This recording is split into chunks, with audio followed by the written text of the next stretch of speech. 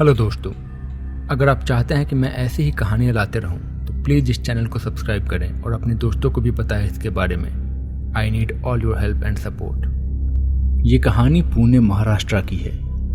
प्रिया और उसका हस्बैंड दोनों सॉफ्टवेयर कंपनी में काम किया करते थे। उन दोनों की सैलरी मिला के घर अच्छे से चल जाता था, लेकिन दोनों को ज़्यादा दिन नहीं हुए थे काम करते करते, इसलिए अभी बहुत ज़्यादा सैलरी नहीं थी उनकी। एक दिन प्रिया को उसके घर से कॉल आया। उसके पापा की अचानक मौत हो गई थी। ये सुन के उसे बहुत दुख हुआ। दोनों पति पत्नी उसके गांव भिवांडी पहुंचे।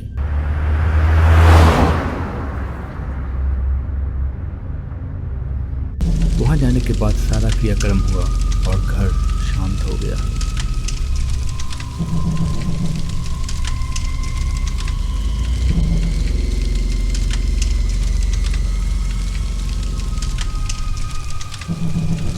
कई दिन बीत गए हैं पापा को गए हुए, पर माँ का अब भी बुरा हाल है। मुझे लगता है हमें इन्हें अपने साथ पुणे लेके जाना चाहिए। शायद माहौल बदले तो कुछ अच्छा फील हो। हाँ, ये सही बात है। कल पैकिंग कर लेंगे माँ का सामान और चलेंगे।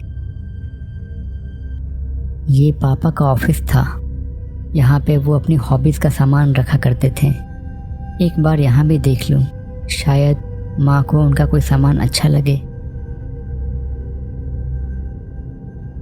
वाह, कितना खूबसूरत पेंडेंट है, कितना खूबसूरत है इसका लॉकेट।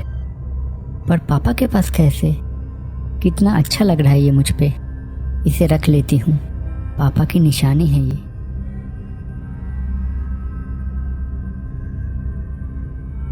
कितना सुंदर लॉकेट है, जरा पहन के तो देखूं।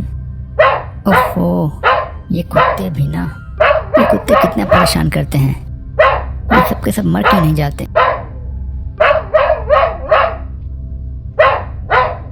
सुबह प्रिया उठी और उठ के अपना लॉकेट देखा। लॉकेट वैसे ही चमक रहा था। उसके चेहरे पे एक मुस्कान आ गई। फिर वो उठ के दरवाजे के पास गई और दरवाजे से बाहर देखा। अचानक उसकी चीख निकल गई। सामने का नज़ारा काफ़ी खौफनाक था। उसके गार्डन में ना जाने कहाँ से कई सारे कुत्ते मरे पड़े थे। सबका गला कटा हुआ था और खून बिखरा हुआ था। प्रिया ने घबराहट में राजेश को बुलाया। राजेश भी ये सब देख के थोड़ा सहम गया। ये सब कैसे हो गया? लगता है कोई जंगली जानवर आ गया है इधर। तुम अंदर जाओ, मैं म्युनिसिपैलिटी को बुलाता हूँ, राजेश ने कहा। इसके बाद राजेश ने म्युनिसिपैलिटी को बुलाया और उन्हें सब कुछ बताया। वो लोग सारे कुत्ते उठा के लेके चले गए। राजेश प्रिया के पास आया। उसने प्रिया को देखा और थोड़ा सोच में पड़ गया। अचानक से उसके कई बाल सफ़ेद हो चुके थे और चेहरे पे भी काफ़ी थकान सी लग रही थी। अरे मैडम, अपना ख्याल रखो। देखो, अभी से सारे बाल सफ़ेद हो रहे हैं। ध्यान रखो अपना, वरना बुढ़ापा जल्दी आ जाएगा। ऐसा कह के राजेश हंसने लगा। प्रिया ने उस बात पर ज़्यादा ध्यान नहीं दिया और वो ऑफिस के लिए निकल गई। ऑफिस जाते वक्त रास्ते में उसे एक कार दिखी, एक बहुत कीमती कार। प्रिया को वो कार बहुत पसंद आई। काश मेरे पास भी ये गाड़ी होती। मुझे ये गाड़ी कैसे भी चाहिए, उसने मन ही मन सोचा। उसके बाद वो ऑफिस जाके ऑफिस के काम में बिजी हो गई। शाम को वो जब घर पहुंची तो वैसे ही एक कार उसके घर के सामने लगी हुई थी। राजेश ने उसे बताया कि ये कार उसी की है। एक लॉटरी में उसने वो कार जीत ली है। प्रिया तो जैसे खुशी से उछल ही पड़ी। उसने गाड़ी को निहारा और खूब खुश हुई। वो गाड़ी देर रात तक चलाते रही। वो उठ के हॉल में गई और आईने में खुद को देखने लगी। अचानक से उसे अपने पीछे किसी के होने का एहसास हुआ। वो पीछे मुड़ी तो घबरा सी गई। पीछे एक परछाई खड़ी थी। उसकी आंखें अंधेरे में लाल लाल चमक रही थी। अचानक से वो परछाई हंसने लगी। बोल क्या चाहिए तुझे? जो मांगेगा मिलेगा, जितना चाहिए मिलेगा। तुम मांग क्या मांगती है? हाँ। प्रिया पहले तो सहम गई, फिर उसे सारी बात समझ में आई।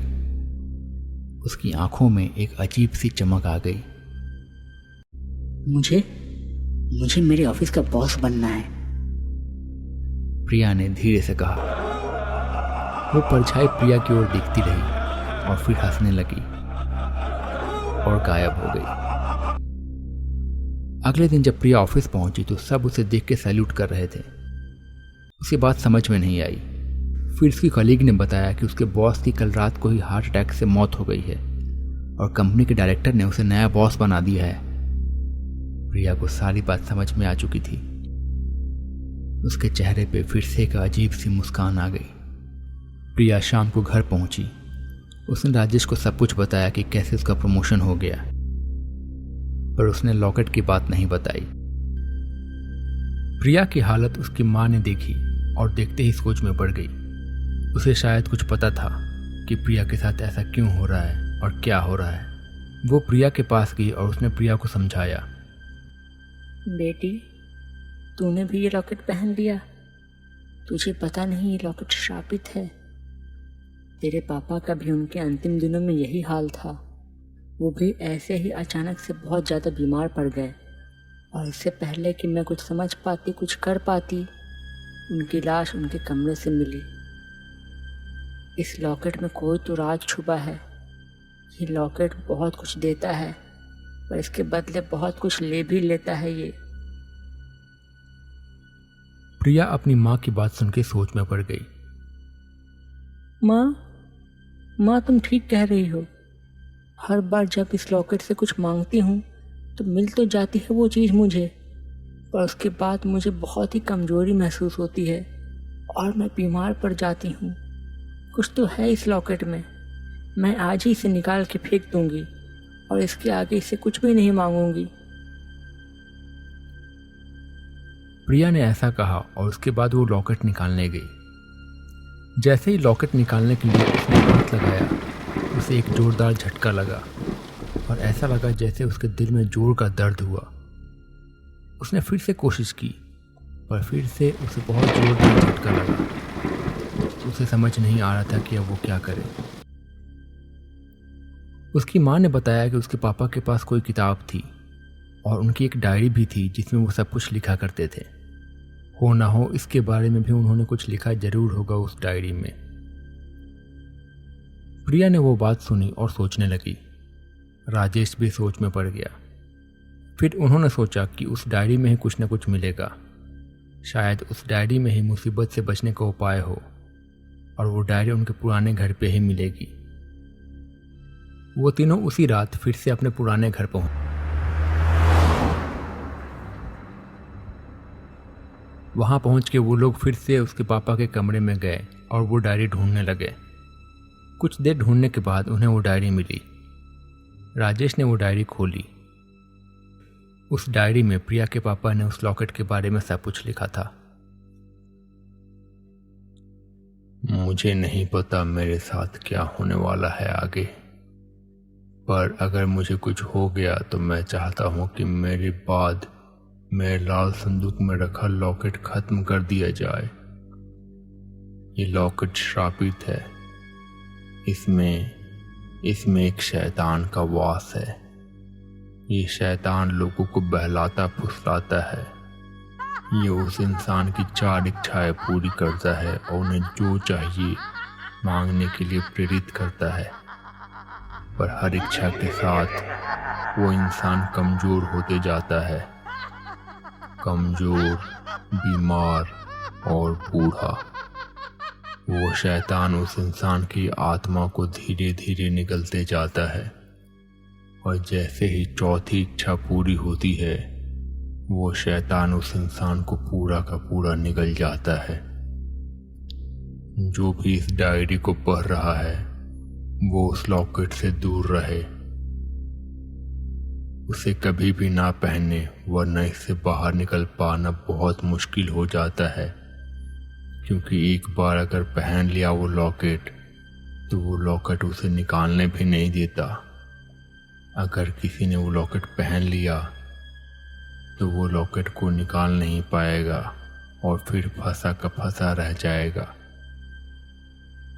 इसके बाद अगर ऐसा हुआ तो बचने का सिर्फ एक ही उपाय है। इतना कह के राजेश चुप हो गया। प्रिया और उसकी माँ उसकी ओर देखने लगे।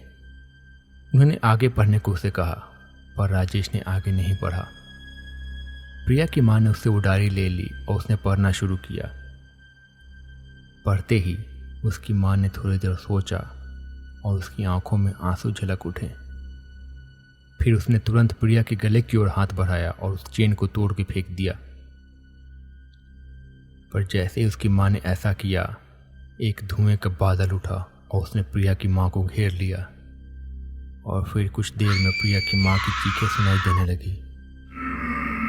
जब बादल हटा तो उसकी माँ का सिर्फ कंकाल बच गया था वहां पे।